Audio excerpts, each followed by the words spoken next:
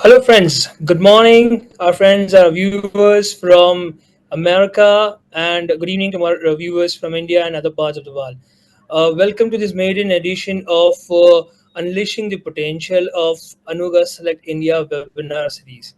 It's my pleasure and honor to introduce our esteemed speaker for the day, Miss Shubhi Mishra. So much, Samir. Firstly, this is what I feel.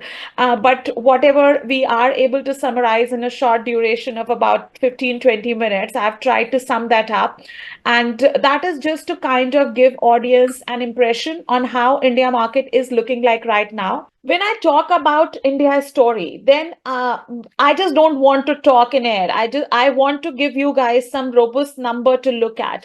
If you look at this bit jumbled up representation by Goldman Sachs on your left hand side of the screen, you will see that how India is changing into this entire game.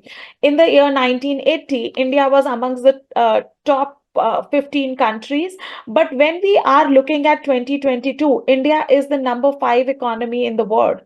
And uh, the projections by IMFA, by Goldman Sachs, by World Bank, they all are indicating that on the track with which India is moving forward, it is expected to be the third largest economy in the world, surpassing Japan and Germany.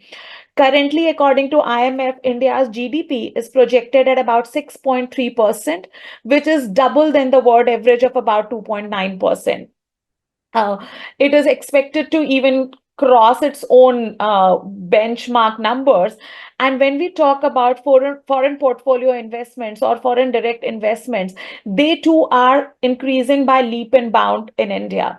India was leading the presidency for G20 in the year 2023, for which they have handed over the baton to Brazil for this particular year.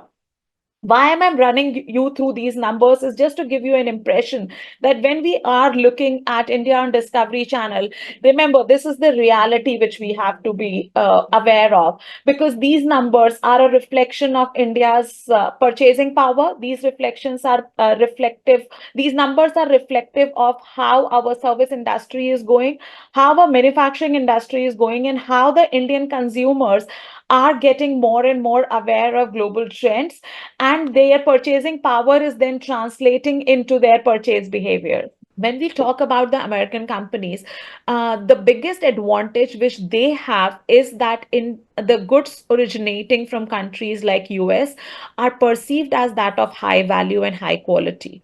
So when you fit into that space, that is somewhere where you are able to head the chord with the middle class or the niche segment of Indian consumer base.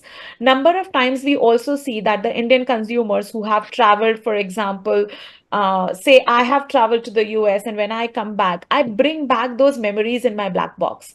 And when I come back, I might not be able to buy, say, a post breakfast cereal right away, but it will remain with me. And whenever I come to that point, I would want to have access to them. The similar narrative goes for nuts and fresh products as well. Yeah. One last question. What challenges you see in companies as Latin America wants to enter into the Indian market? The countries from the Latin American countries oftentimes see challenge as lack of